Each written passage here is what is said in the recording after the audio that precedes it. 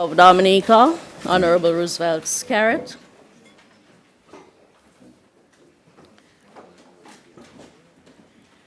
Thank you all. Please.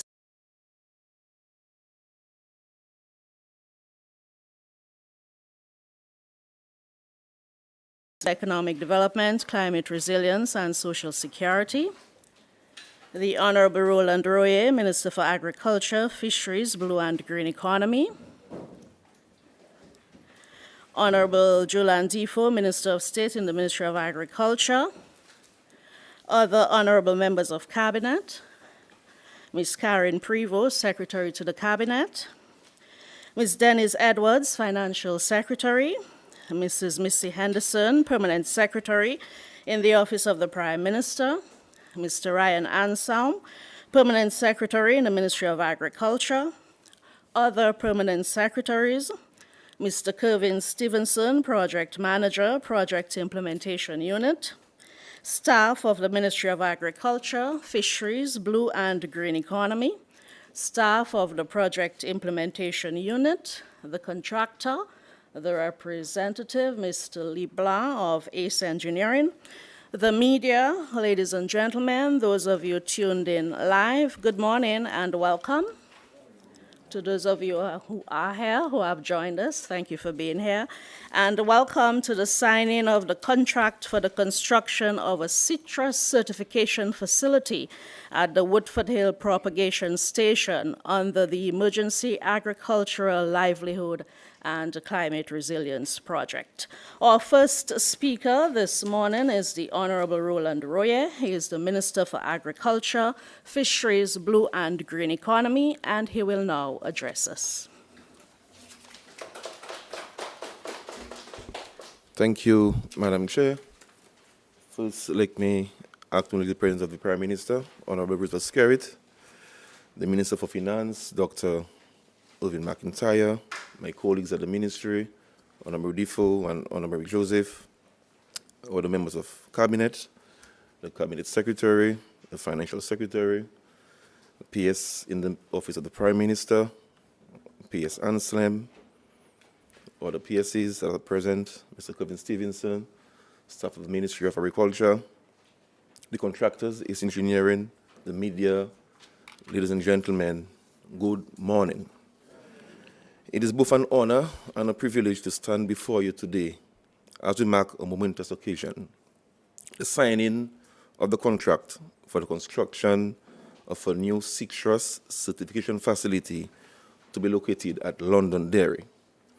This event is a testament to the government's unwavering commitment to revitalizing and modernizing our agricultural sector, a cornerstone of our national economy.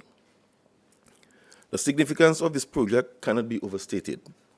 Citrus was one of the most important crops in our country, contributing significantly to the livelihoods of countless farmers and playing a vital role in our agricultural exports.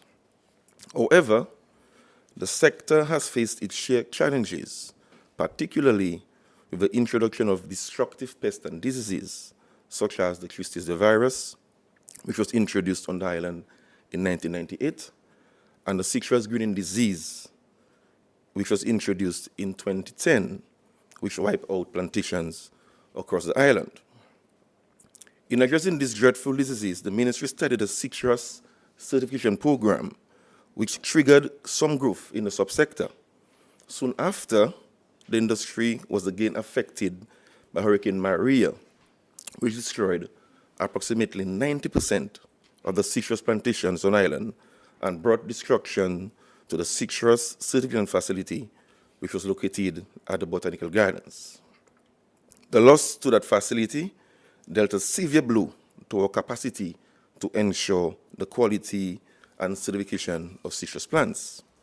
Notwithstanding the setbacks, the ministry was proactive in establishing a temporary facility at the 1 Mile Agricultural Station, where we are currently propagating 100,000 citrus seedlings, which is highly commendable. Today, we take a bold step forward to rebuild what was lost and to build it even better. This new citrus certification facility will not only restore our certification capabilities, but also enhance them, aligning with international standards and strengthening the resilience of the citrus industry. By doing so, we are laying the foundation for increased production, improved quality, and expanded market access for our farmers as seedlings will be more readily available.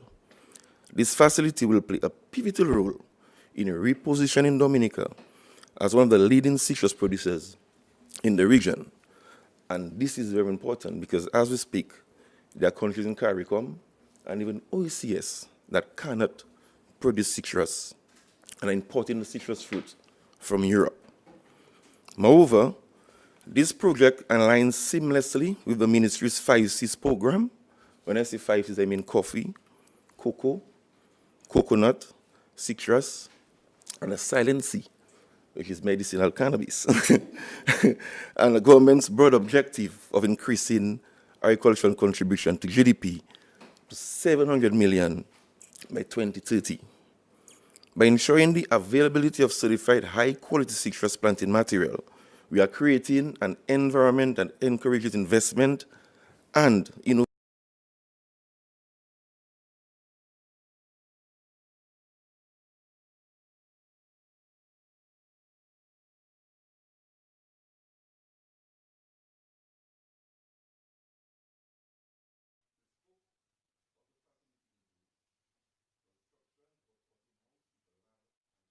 Space, construction and installation of cold and warm room, supply and installation of greenhouses for propagation and germplasm, installation of necessary lighting, plumbing, heating, ventilation and air conditioning amenities and fixtures, construction of a wheel bath, construction of fencing, and construction of water supply, storage, and irrigation facilities. Upon completion, the facility will be able to accommodate 50,000 citrus seedlings. The ministry received proposals from 2 firms during the procurement process. Of those 2 firms, ACE Engineering was the most competitive bidder, and as a result, was awarded the contract for $7,795,517.88. The duration of the project is expected to be 5 months. Ladies and gentlemen, this is just a fragment of the investment that are currently being made in agricultural infrastructure on island. In May of 2024, we saw the commissioning of an $11.4 million tissue culture lab at 1 Mile that can produce over 500,000 plants annually.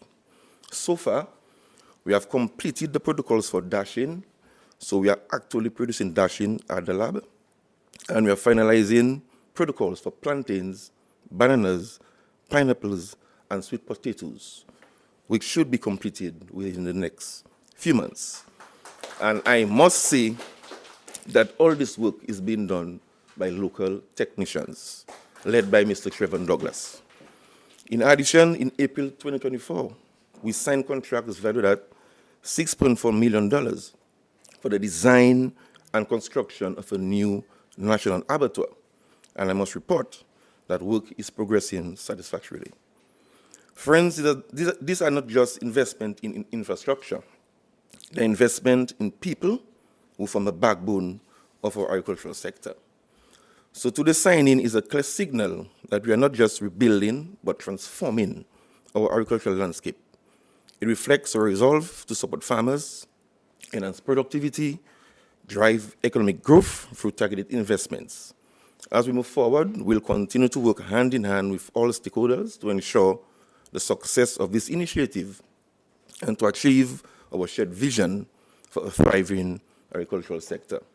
In closing, I would like to urge the contractors to execute this project with urgency, as we have a very tight window to execute, and there are many farmers whose livelihoods are dependent on the services to be provided by this facility. Lastly, I would like to extend my appreciation to the staff of the PIU and the supporting staff at the ministry for the commitment to advancing this project. I pray for the successful execution and completion of this project, and I look forward to witnessing the transformative impact of this new facility. Thank you very much.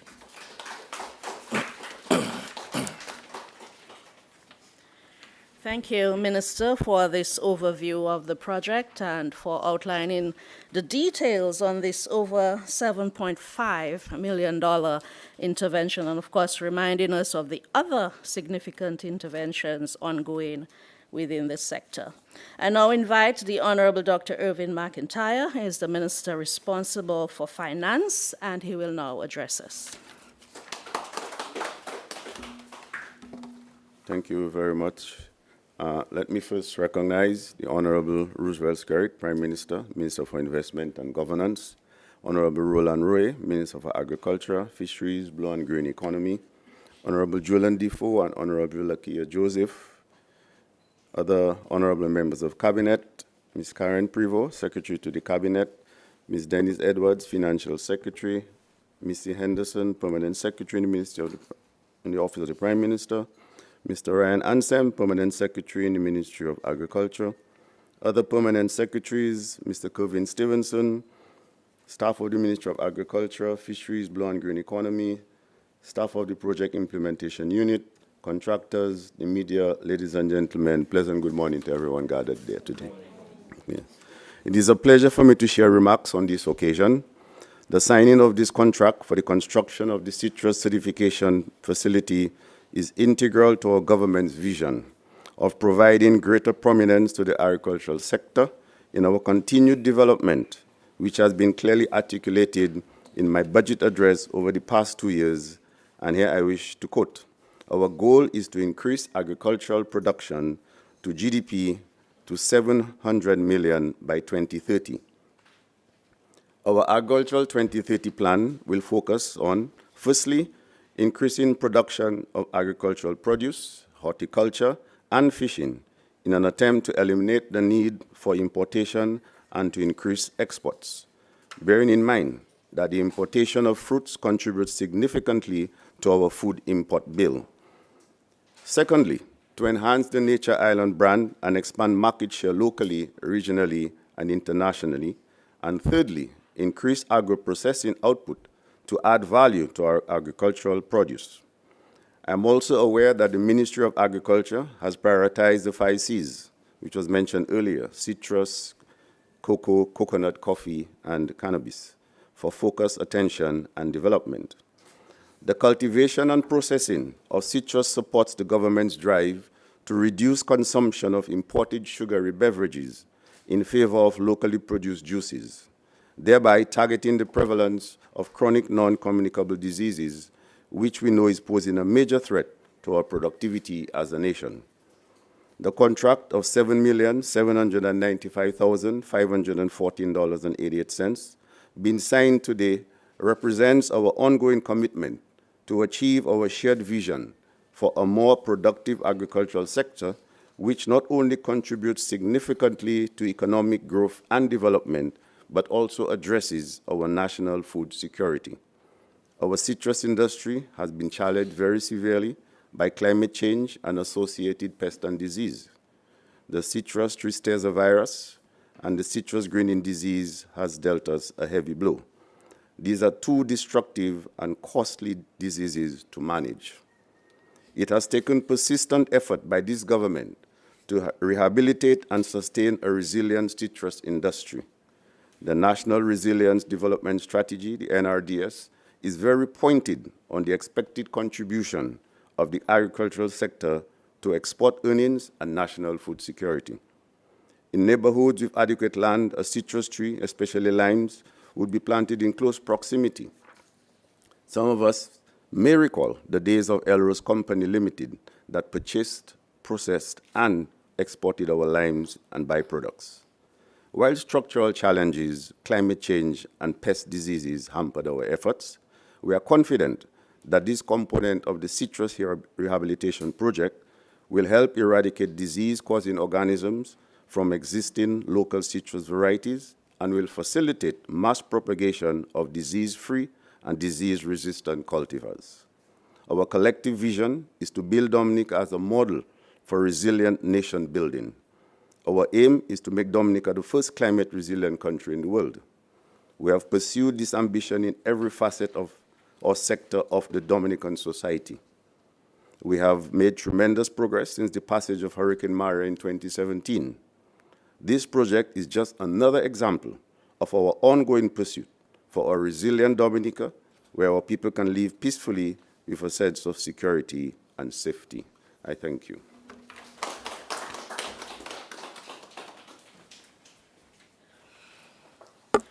Thank you, Honorable Dr. McIntyre, for your comments and for situating the project within the wider context of our climate resilience efforts and our economic development thrust. At this point, we have with us the Honorable Roosevelt Skerrit, Prime Minister, and we now invite the Prime Minister to address you. Thank you very much. Let me recognize my colleagues, ladies and gentlemen, friends all. I had to truncate my salutations because it's very long. But I greet all of you. And I'm happy to be here this morning to this short but far-reaching, positive intervention in our nation's economic development, and in particular, the growth of the agricultural sector. Now, this is, as the Minister of Agriculture and the Minister of Finance highlighted, this is just one in many interventions that we've been having over the last few years. Direct investment into the farmers, providing support to the farmers by way of inputs, by way of cash, by way of material support, whether it's boats or engines or farm implements. We've been spending millions of dollars in the agricultural sector in the last few years. And sometimes we don't speak about these things sufficiently. And today we're here to sign a contract for $7.7 million. That is going to go directly to the continued rehabilitation and expansion of the citrus subsector in Dominica.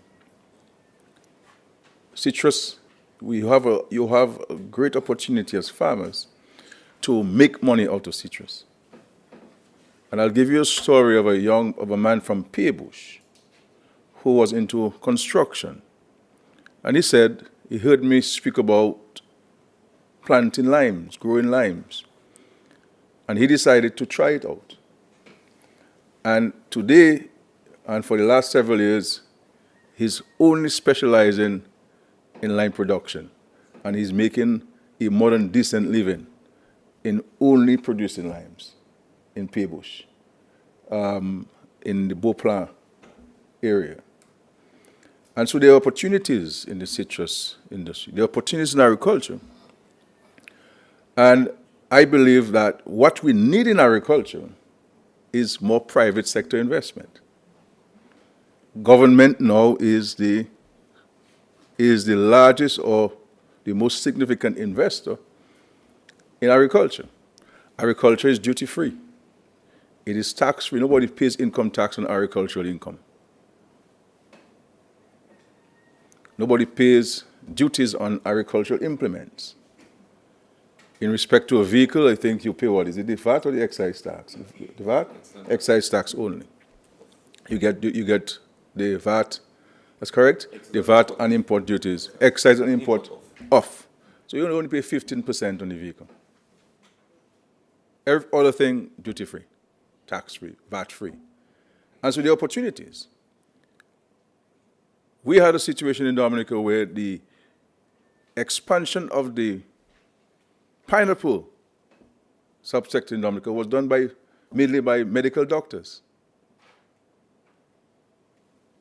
who invested in the production, cultivation and production of pineapples. Dr. Wati was one of them. May his soul rest in peace, a pathologist. We had also Dr. Moise was one of them.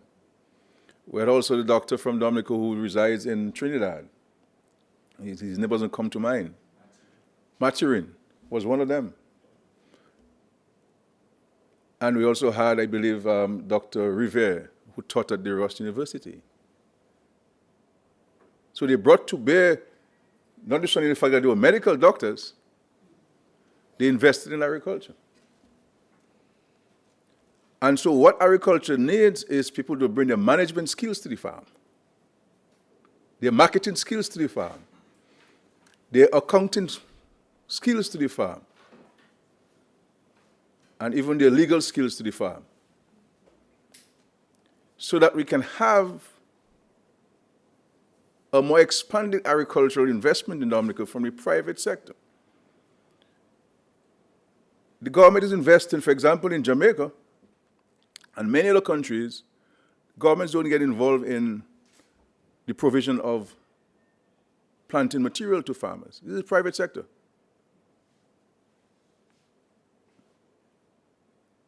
In developed countries, no government owns any citrus certification facility, owned by the private sector. And no government owns a farm. So when we build this facility, our hope would be that some group or some individual from the private sector will step forward and say, look, I would like to manage it. Similarly to abattoir, we're spending how many millions now, Minister? 6.4. $6.4 million on the complete rehabilitation of the abattoir. Now check how much money we spend on importation of chicken parts in Dominica, and also pork. So herein lies an opportunity that you in the private sector, you don't have to invest in infrastructure. That's already done by the government. What you're going to bring to bear is your marketing, your management, your financial, your accounting, your legal expertise to manage the process and take advantage of already available market. So in another situation, you have to export the meat. Chickens are grown here, the abattoir is here, and the market is here in Dominica. Similarly, we have built a coffee processing plant. Coffee is in high demand. We have particular special types of coffee in Dominica that, if properly processed, can fetch a pretty high price or premium price because of the quality of the coffee.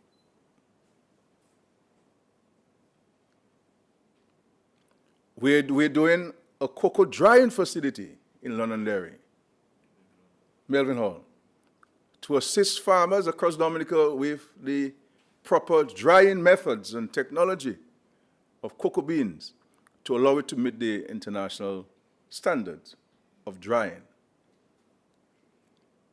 Herein lies another opportunity. Cocoa, they say, is a retirement crop. Cocoa, you plant it, a little pruning from time to time, nothing else. The leaves fall, it keeps the vegetation under the trees fine, and you're okay. All you have to do is get a little knife and you cut the cocoa off, and you cut them off and you dry them. And you know, I remember selling wet beans once after the hurricane for about $8 a pound, wet beans. And I just have a few cocoa trees. You know, Minister, I can tell you, I planted 100 of the waternuts that you are going to farmers. 100. I don't tell you how many plants I have in the soil, you know. That's another story of different things. So what we need really is for us to have investments in the private sector, because that's how Dominica was back in the days. You had L. Rose and Company, you had Gist. Many farmers did not own any plantation. It really the big people who own, the private sector people who own farms. And so they brought to bear their capital into the farm and their management skills to the farm, and they had workers, and they exported. After a while, we had land distribution mechanisms, and all the smaller farmers started coming in, and the overseers and the children of overseers took over the farms when the original people died or moved away. But that's how it always been throughout the Caribbean. And so for us to get to the level that we want to get, and of course we've set a target of $700 million contribution of agriculture to the GDP by 2030. It's a lofty and ambitious goal. But if you don't set high goals for yourself, you won't achieve anything. And all of the interventions of the government are geared towards inching towards that $700 million goal. So we put in the infrastructure, we're mobilizing the resources, improving farm access roads. But what we're also going to need in the country is consumption. We have a choice to make in terms of what do we purchase on the shelves of the supermarkets. Do we make a conscious effort to buy the local juice or juices? Do we make a concerted effort to buy the locally produced chicken parts? Whether it's from the abattoir or from Dr. George, who is a medical doctor, by the way, who is one of the major investors in poultry parts and doing a fantastic job. The quality of his packaging, the quality of his meat is exceptional. And it gets it easier to your plate, faster to your plate, than that which you buy from Portsmouth in the United Kingdom. Better quality, less antibiotics. So we have an opportunity. So it is always easy for people to say what the government should do or what should be done in the country and so on. But we have to start looking at the opportunities that are available to us. And how do we position ourselves to contribute? And we don't have to have degrees in agriculture to grow food. All of the farmers don't have degrees in agriculture to grow food. The main producers of food. You have to see the opportunity and position yourself to get advantage of the opportunity. So we have opportunities there.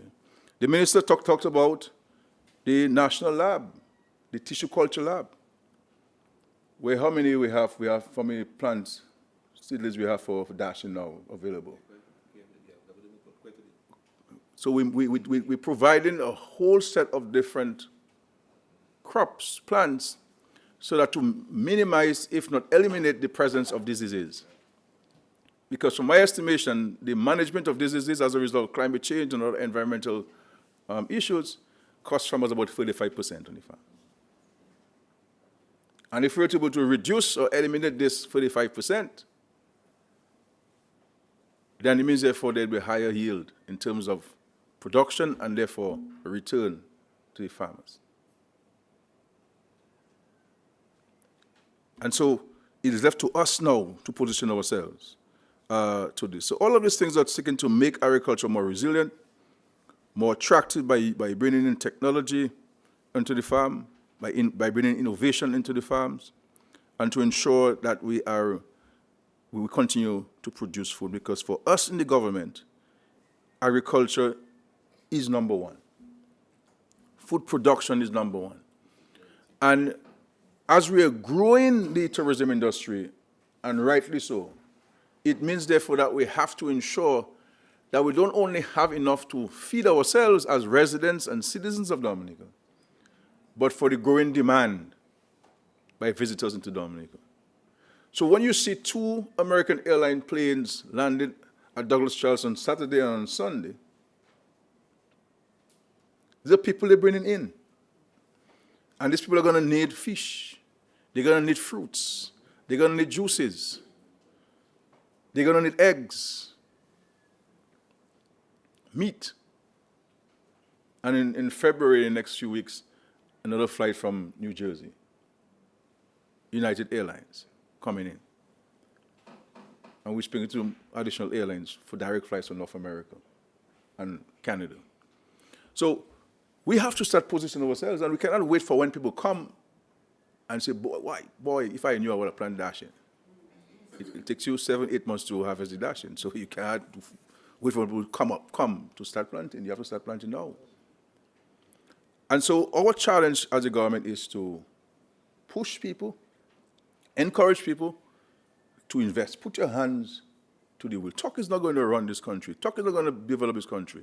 Negative criticism is not going to develop this country. What we need is people to work, to be diligent.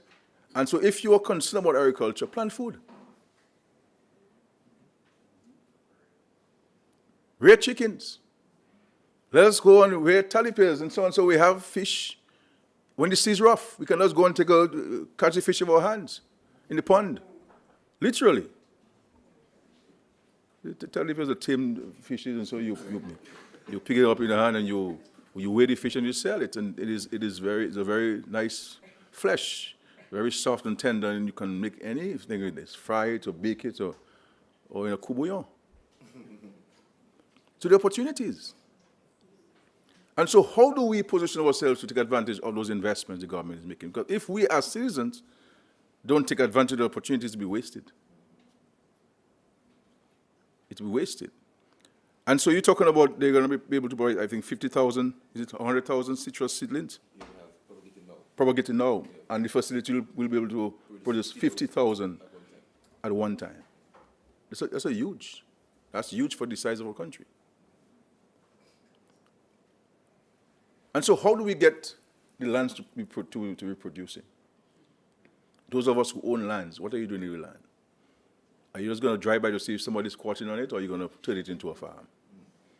And what I say to people who may not have the natural, intrinsic orientation to farming, go into long-term crops, go into coconuts, go into cocoa, go into coffee, go into mango, because we now have to introduce the varieties of mangoes that are good for tourism. You can't have mango long, and to give mango long at the hotels and restaurants, you have to have a whole container of floss to take out the thread.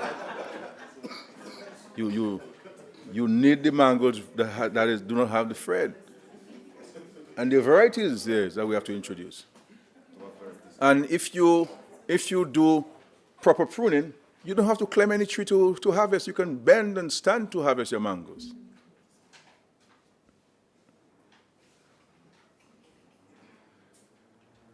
Dragon fruit. Low maintenance or no maintenance. Go on the shelves in Dominica and tell yourself how much is a pound of dragon fruit in Dominica. Go to the United States and tell yourself how much is a pound of dragon fruit in the United States, or in Barbados or Jamaica, any country in the world.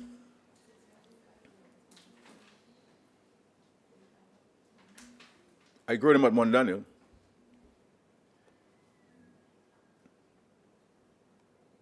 Easy to grow. They give you plants and you just replant, you just keep on planting. From one plant you can get dozens and dozens over time. There are opportunities. Passion fruit is a major export crop, but we also need a lot of passion fruit in Dominica. Itself low maintenance outside of the pruning here and there. From time to time, keep the branches down, and the non-productive branches, your vines, you cut them off. You can make money. Every day you are harvesting passion fruits. So I challenge the young people as well to get involved. Let us have a second income.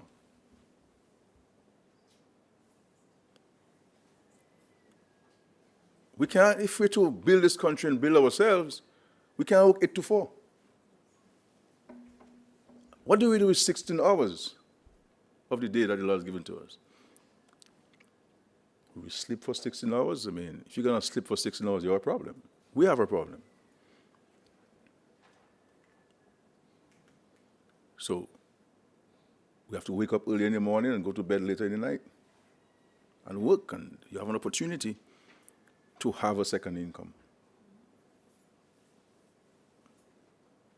And how do we position ourselves to take advantage of it? Are we going to get a proposal from a private sector consortium of an accountant, a lawyer, a marketing person, maybe an agronomist, to say, well, Minister of Agriculture, I would like to manage the citrus facility and sell the plants to the farmers? The government can partner with you. You can say, okay, well, we have a subsidized program where we'll subsidize the plants to farmers at $5 on the plant, and you'll sell it for $15, and you can make a profit out of that. A management contract. Likewise, the abattoir. We've said many times in successive budget addresses, offering for a private sector entity to take over the abattoir. Because I always believe that governments should never be owning these facilities. It's for private sector. Government has to set the framework and the facilitation mechanisms in place, and that's what we've been doing. But we find ourselves having to manage this facility. And the reality is, governments everywhere in the world will never be able to manage these facilities properly. Because governments around the world are not wired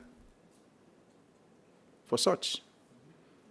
Because governments really have 4 basic responsibilities: primary health care, basic education. That's why when you got to age 16, you put you out of school back in the days. Because basic education. That's why most of us never went to secondary school. Because high school was not basic education, it was primary school.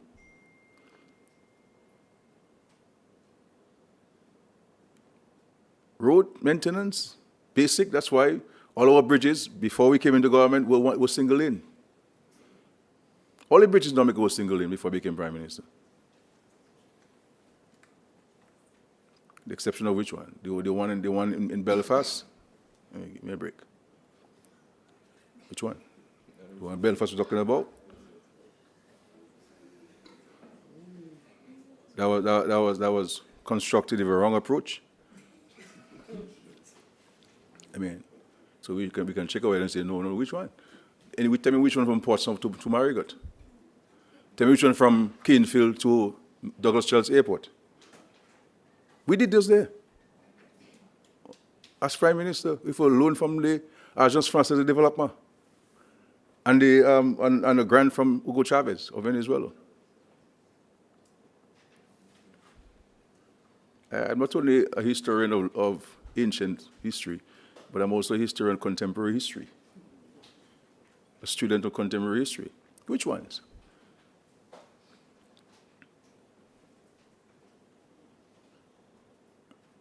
So we have to understand that what the government is doing is beyond its remit.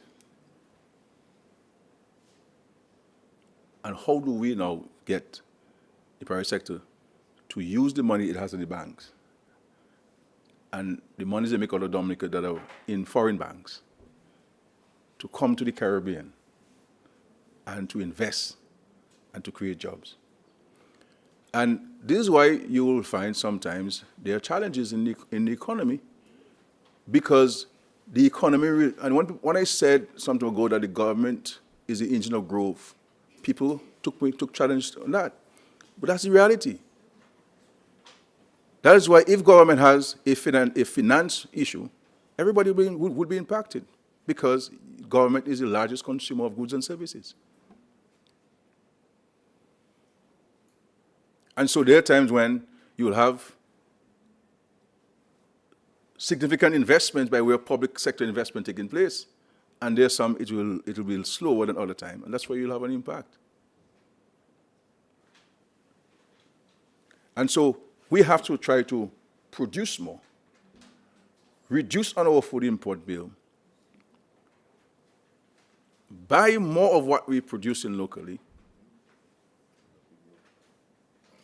and seek to export the excess. Time doesn't allow me to go into so many different areas of agriculture and agro-processing. And on top of that, all of these things we're doing, we still provide cash to Dexia to purchase the agricultural produce,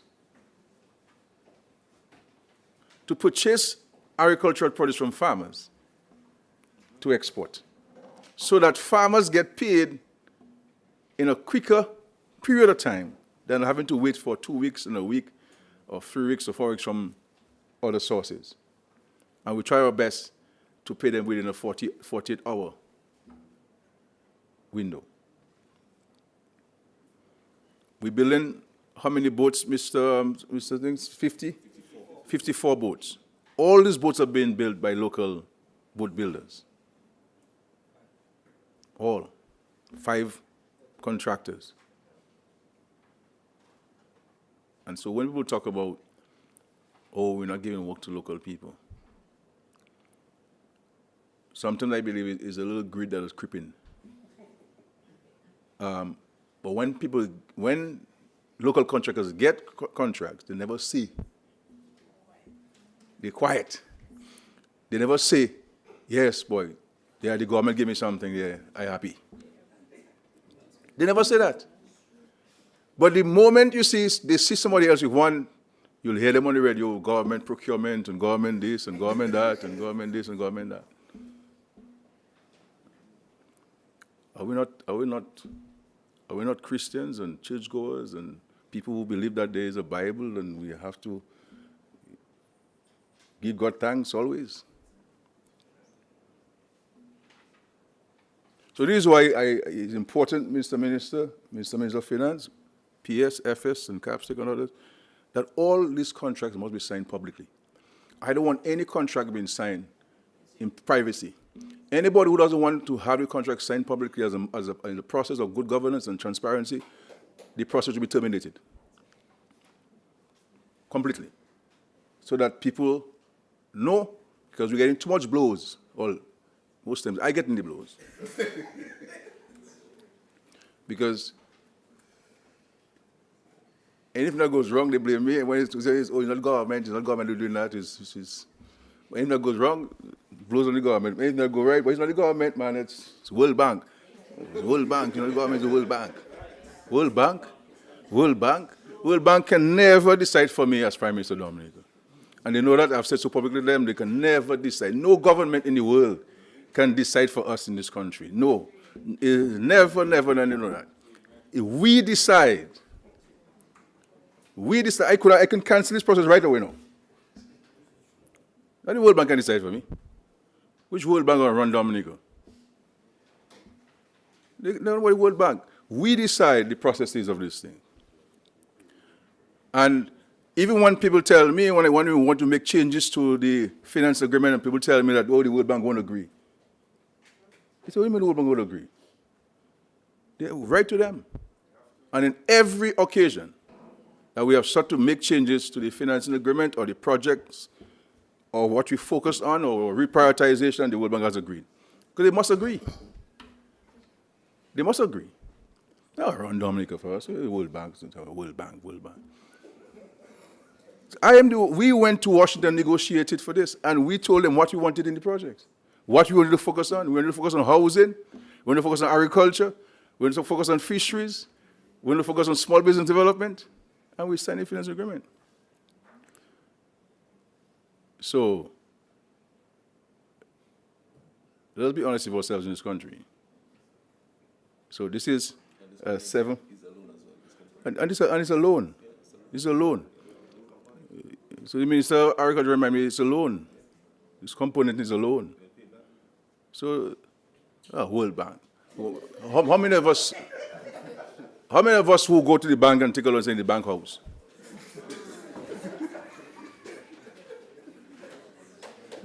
How many of us put in the NBD sign outside our house? House owned by NBD. No, our house, my house. But we owe the bank. So why is it that when government take a loan from the World Bank, it's in the World Bank? Why is the World Bank? We're grateful to the World Bank, like we'll be grateful to the bank because they loan to build a house. But it's our money. We have to repay it.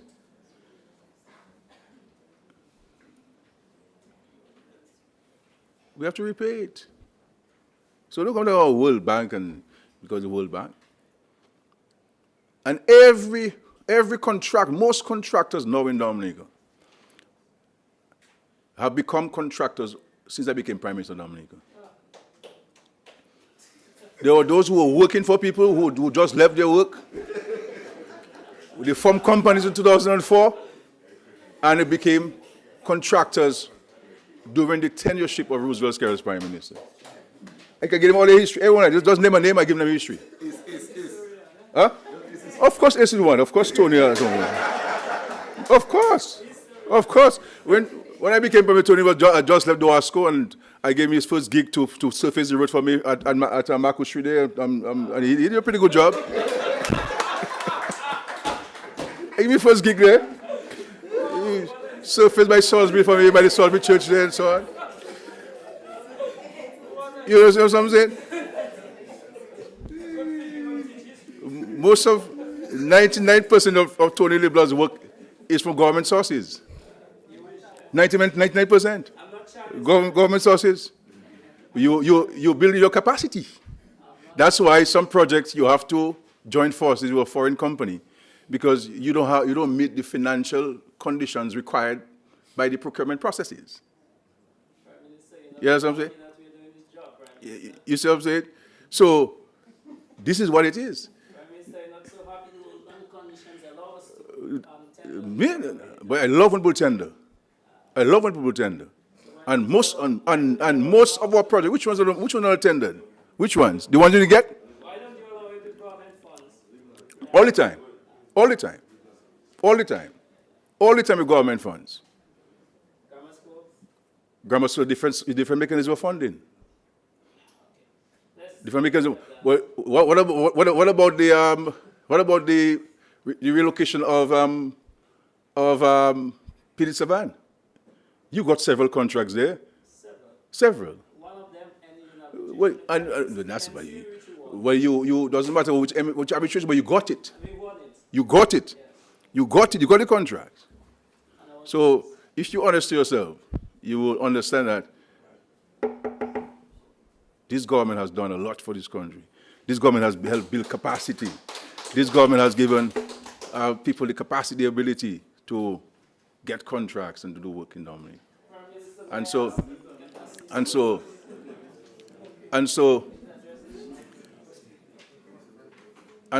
we're happy to be here. This is a major intervention. Our hope is that the work will be done effectively and efficiently within budget. So, Minister, project unit, no overruns, no variations. Any variations must be approved by the Prime Minister.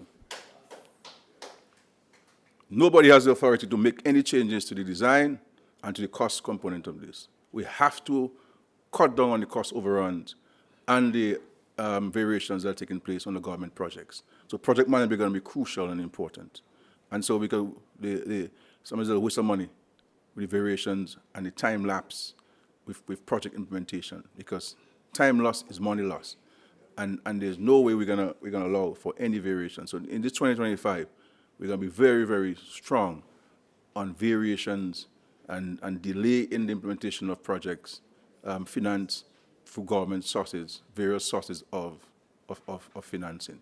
So I'm happy to congratulate Minister of Agriculture, Minister of Finance, and of course, my friend Stevenson at the Agriculture Unit, and Sean and Sovereign, all of you are doing a fantastic job. I know it's not easy, it's very delicate and tedious work. And of course, Mrs. Marcicott, who doesn't speak, but who is a really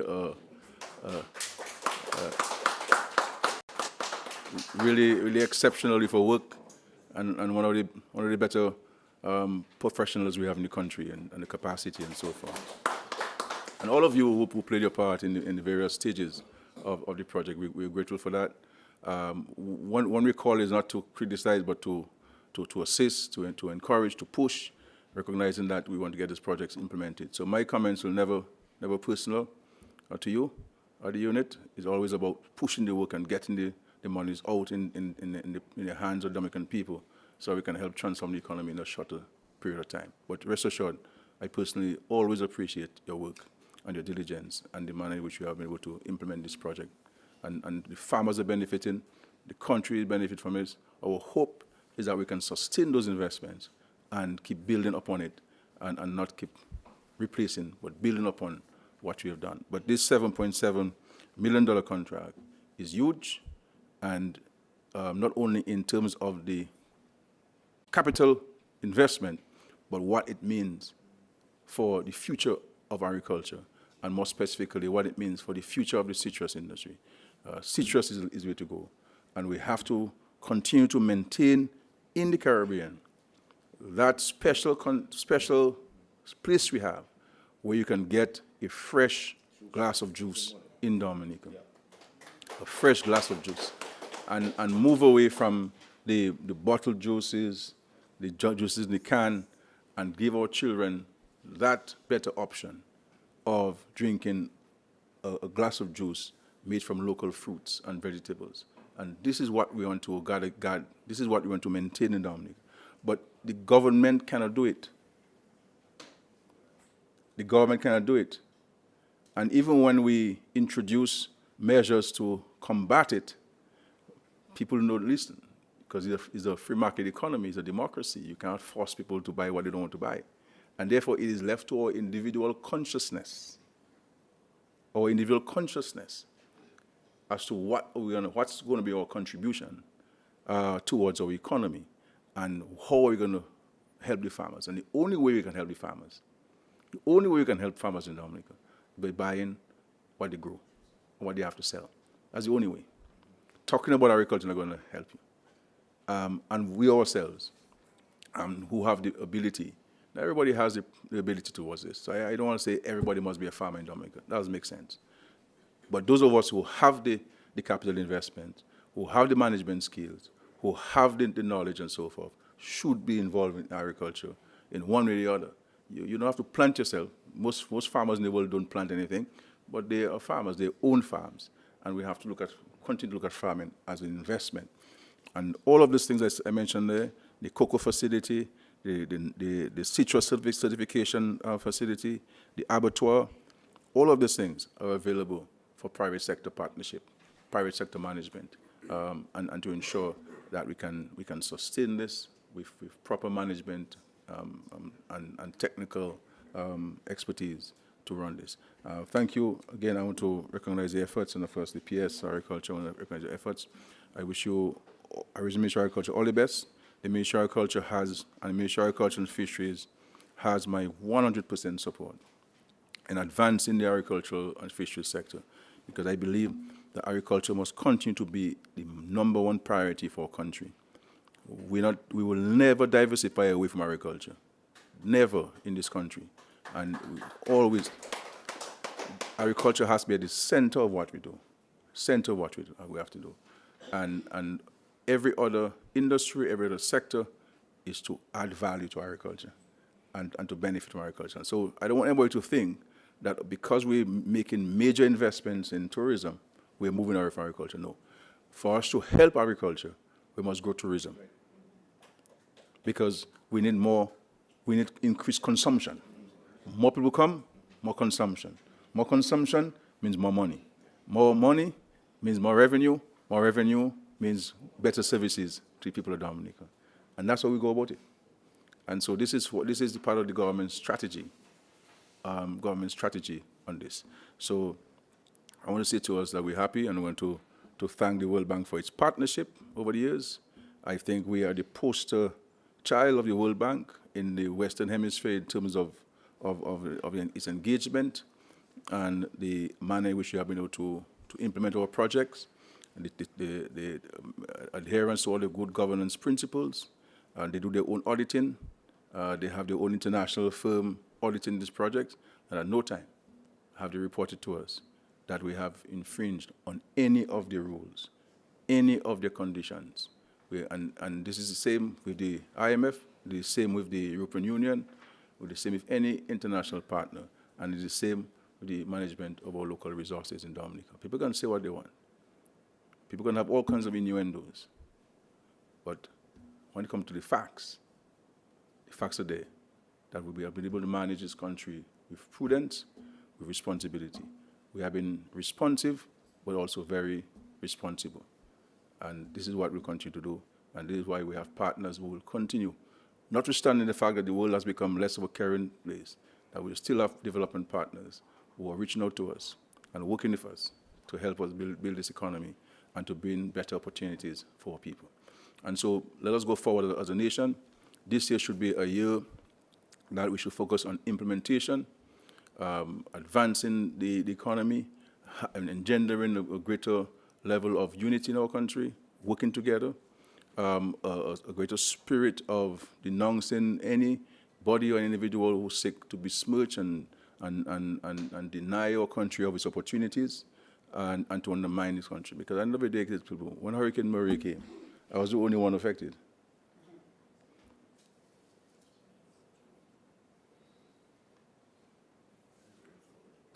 I don't buy from a different supermarket than the rest of us. Neither do I get tax-free shopping in Dominica. As a matter of fact, even when they see me, they even charge me more because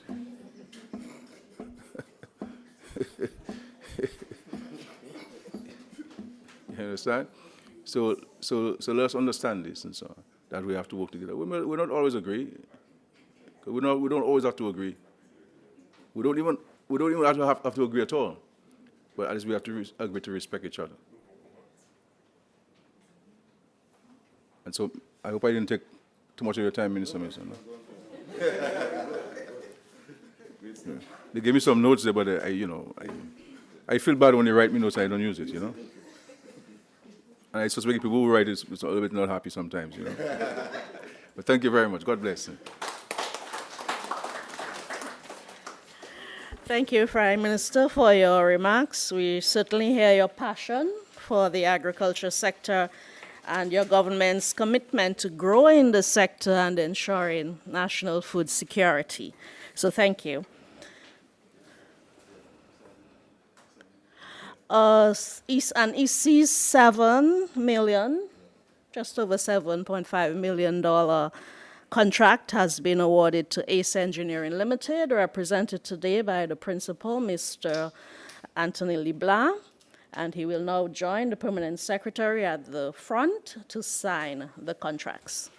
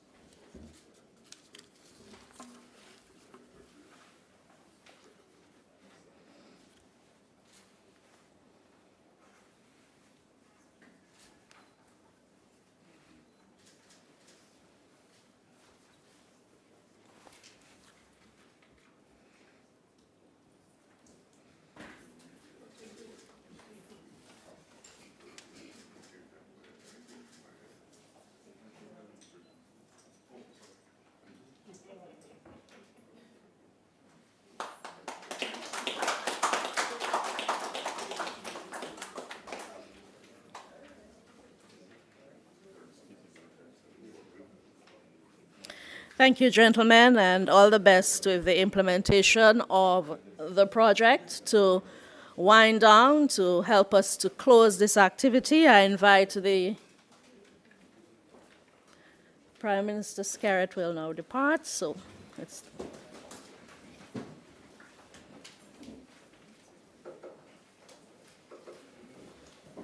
As I invite the Permanent Secretary in the Ministry of Agriculture, Mr. Ryan Anselm, to deliver closing remarks.